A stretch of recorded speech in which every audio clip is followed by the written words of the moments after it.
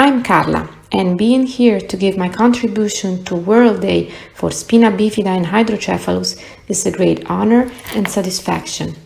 I spent all my life on researching and maintaining my autonomy, the most important thing for me, and for years I've been helping young people search for their autonomy.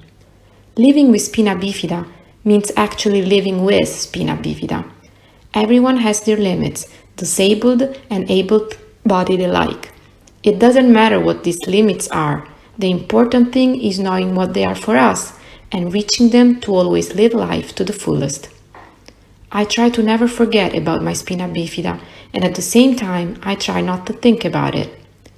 Not forgetting about it means, for example, going regularly to physical therapy to be able to move more easily, or organizing my space and my movements to be able to do what others do standing, sitting. Not thinking about it means feeling like a woman and not like a disabled woman, focusing on who I am and not how I look like. I still have scars on my legs from the surgery I had as a child that allowed me to stand upright. At that time, I really felt disabled more than anything else, trapped in those heavy braces. And it was then, at 9 years old, that I chose living sitting and free on my wheelchair, accepting my condition and not trying to be something I'm not. I studied, I fell in love, I worked, I got my driver's license, I had a wonderful daughter. The same things everyone else do being able to stand up, I did sitting on my wheelchair. When my daughter was little, she drew her mommy, who she always saw in a wheelchair, as a butterfly.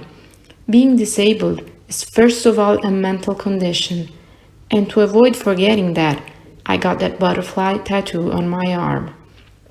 I have lived, and I live my love stories and my sexuality.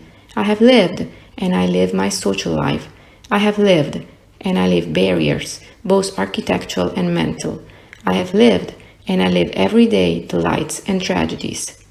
Here, my contribution to this day is testifying that I have lived and I live my life, and just like I do, everyone can live their life beyond their limits imposed by their bodies and the environment they live in.